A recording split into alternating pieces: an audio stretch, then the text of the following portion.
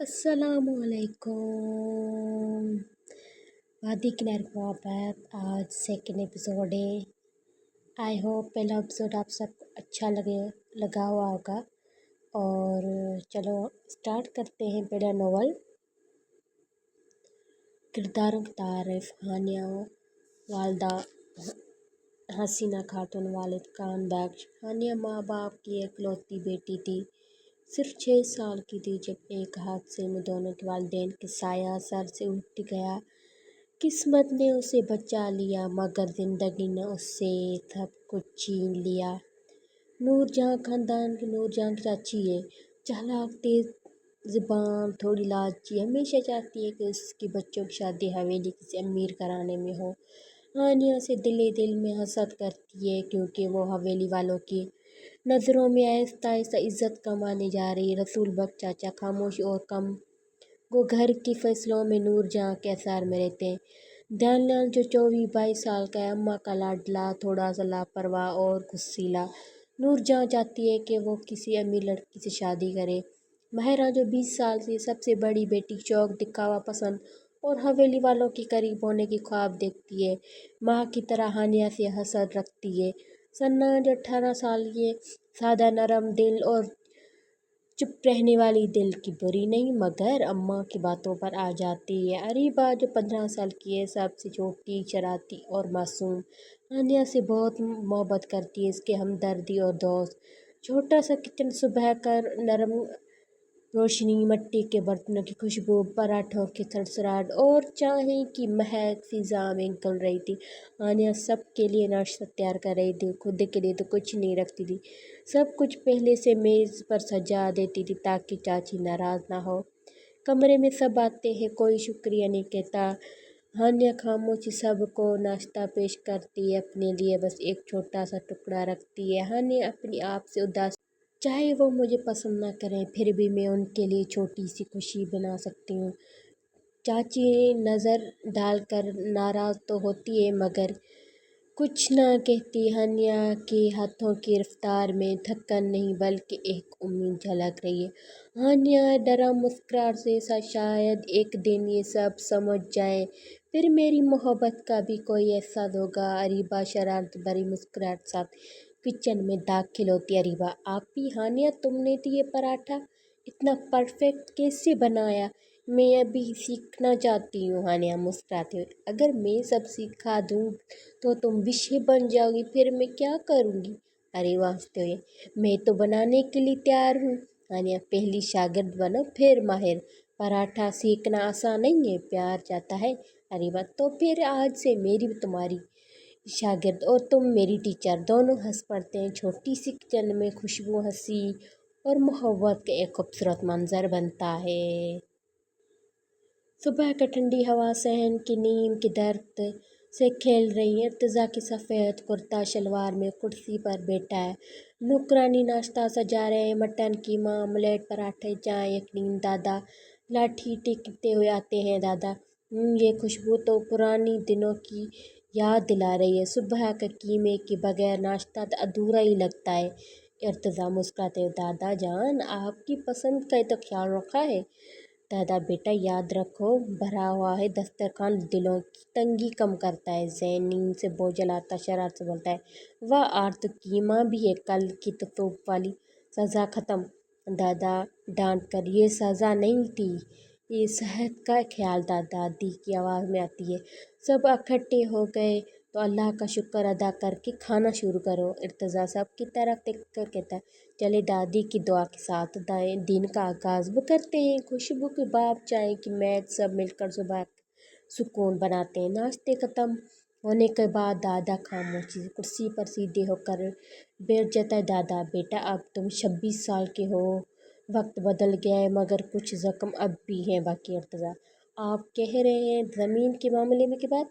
दादा गहरी सांस लेकर, ज़मीन तो बहाना है, असल वो हादसा है जिसने तुम्हारी वालिद और पप्पो को हमने छीन लिया। इर्तिज़ा पप्पो का तो जिक्र ही मत करें दादा जान, वो याद अभी भी चैन नहीं लेने देती। दादा रात दिल में रखना आसान नहीं होता बेटा, वक्त आने दो, शायद सब बदल जाए। नीम के पत्तों की सड़सड़ाहट और खामोशी। इर्तिजा की चाय का आखिरी घूंट पीता है जैसे किसी गहरे सोच में डूब गया हो।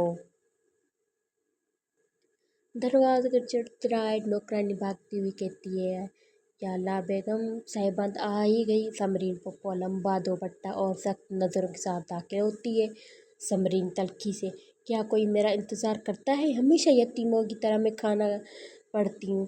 दादा, समरीन ये तुम्हारी अपना घर है, कब तक दिल में ये आग रखोगी? समरीन, ये घर तब बर्बाद हुआ जब ये लड़का पैदा हुआ, सब मेरे भाई के बेटे के पीछे। इर्तिजा धीरे से, पप्पो मैंने कभी आपके ज़ख्म को छेड़ा नहीं, बस चाहता हूँ कि ये घर जुड़ा रहे। समरीन, जब दिलों में नफरत हो तो घर नहीं कैद खाना बनता है। वो तेज़ी से अपने कमरे में चल जाती। दादा आह भरते, दादा कुछ ज़ख्म वक्त नहीं भर सकते बेटा।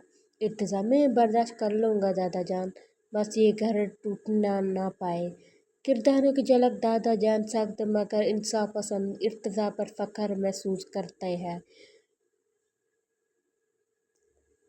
दादी जान जो नरम दिल, घर की तलखी कम करने वाली। सलीम खान वालिद संजीदा मगर दिल में नरम। नादिया सौतीली माँ, हसीन खुदगर्ज इख्तलाफ की जड़। इर्तिजा संजीदा ज़ख्म खुदगारा मगर मजबूत। अनुशे जो मासूम सेमी एक राज के अमीन। जैन जिद्दी हसद करने वाला। आयज़ा नरम दिल। दो दुनियाओं के बीच। फवाद खान चचा नरम दिल मगर दबे हुई सबा। चाची सादा हमदर्दी। अजान 10 साल का मासूम बच्चा है। माजबीन पुप्पो माजबीन के लाडली जवानी में हाथ से ही बात गो। आज जो अब भी हवेली के दीवारों में सांस लेता है। खामोशी। हवेली की दहर दीवारों एक नई दिन, एक राज और एक पुरानी तलखियों का गवाह बन रहे थे। सुबह का वक्त है। घर की सैन में चाय और नाश्ता के बर्तन अभी रखा है। हानिया बर्तन समेट होती है। सूरज की रोशनी आंगन में पड़ रही है। पीछे से दानियाल आहिस्ते से आता है। दानियाल तन से, वाह हानिया, आज तो नाश्ता भी वक्त पर, चाय भी गरम, क्या बात है? हवेली जाने की जल्दी तो नहीं? हानिया परेशान लहजे में, मैं रोज़ जाती हूँ, वहाँ मेरा काम है। दानियाल मुस्कुराते हुए आगे बढ़ा, काम या बहाना? पता है लोग बातें कर रहे थे तुम्हारे बारे में, मैं बस चाहता हूँ तुम्हें भी समझ आ जाए कि ये दुनिया कितनी तेज़ है। हानिया कदम पीछे हटाते हुए, आप ऐसी बातें क्यों कर रहे हैं? मैंने गलत किया है क्या? दानियाल सख्त है जी, गलती तुम्हारी नहीं, तुम्हारा यकीन है, जिसे तुम काम समझती हो ना, वह मैं उसी आदत कहता हूँ। मेरे सामने ज़्यादा मासूम बनने की कोशिश मत करना हानिया। हानिया नज़रें झुकाकर चुप हो जाती।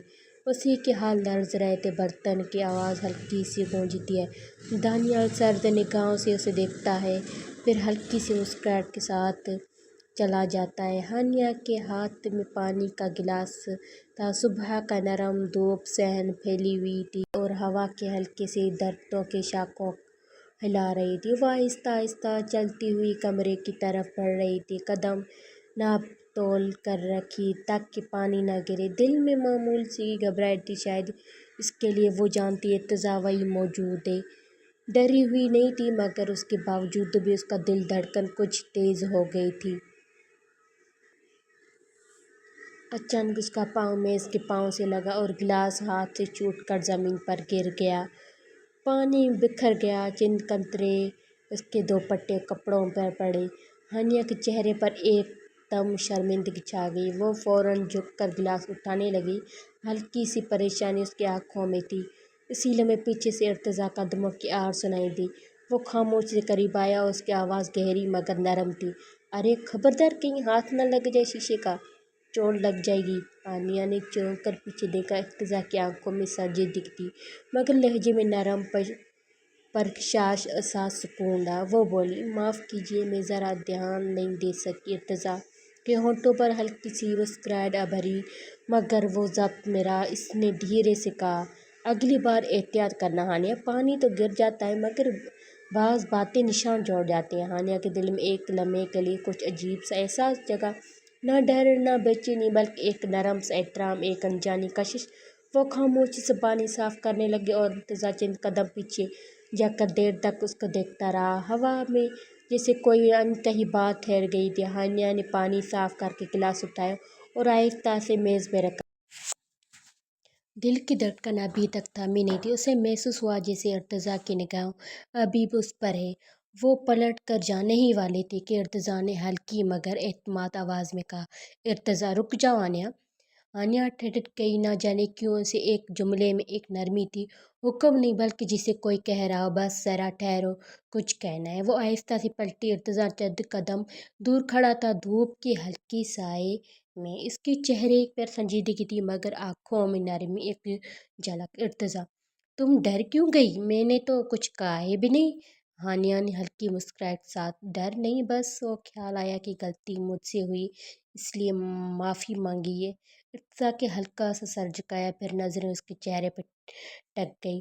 جو اپنی غلطی مان لی وہ کبھی چھوٹی نہیں ہوتی تھی بلکہ بڑی لگنے لگتی تھی۔ ہانیہ کے ہونٹوں پر ہلکی سی مسکراہٹ آئی، اس کے لیے چہرے پر نرم سی چمک تھی۔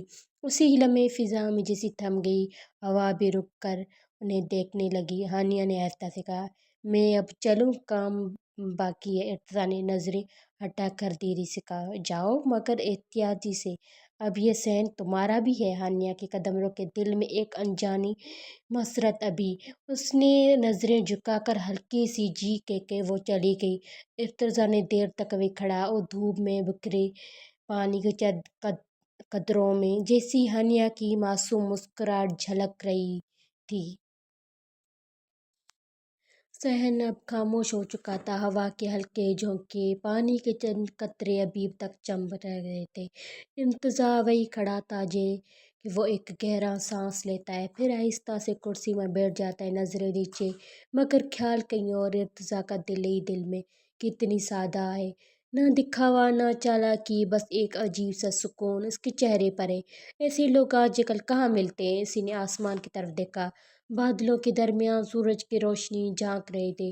دل کے کسی کونے میں ایک نرمی جاگنے لگی تھی، جسے وہ خود بھی سمجھ نہ پا رہا ہو۔ یہ لڑکی، کچھ تو ہے اس میں، آنکھوں میں ڈر ہی نہیں مگر احترام، باتوں میں جھجک کے بغیر عزت کا احساس بھی۔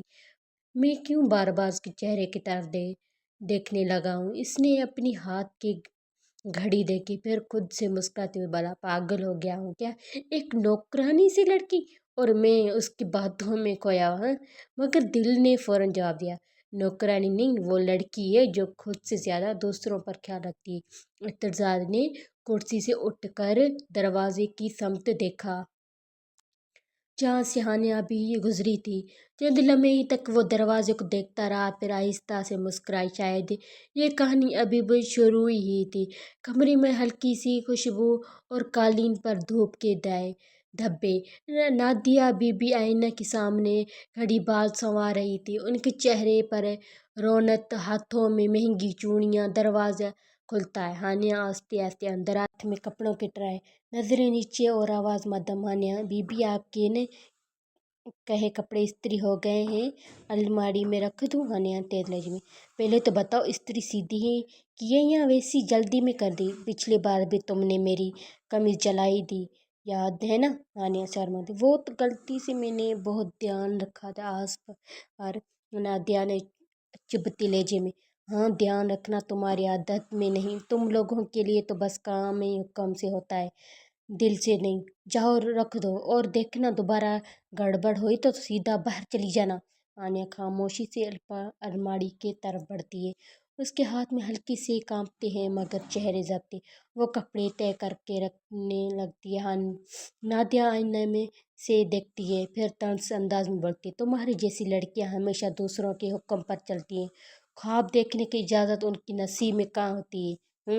ہانیہ کے ہاتھ رک جاتے ہیں، ایک لمحے کی سانس رکتی ہے، پھر دھیرے سے کہتی ہے، خواب تو سب دیکھتے ہیں بی بی، بس کچھ کے خواب صرف دل کے اندر رہ جاتے ہیں۔ کمرے میں ایک لمحے بھر کے لیے سناٹا چھا جاتا ہے، نادیہ کے چہرے پر تھوڑی سی حیرت، پھر مصنوعی مسکراہٹ۔ نادیہ، زبان بھی چلنے لگی ہے تمہاری، اب شاید تمہیں اپنی اوقات یاد دلانی پڑے گی۔ اسی وقت دروازے پر ہلکی سی دستک، ارتضیٰ آتا ہے مگر خاموش رہتا ہے، اس کی نگاہ میں ہانیہ پڑتی ہے جو جلدی سے کپڑے سمیٹتی ہے اور باہر چلنے لگتی ہے۔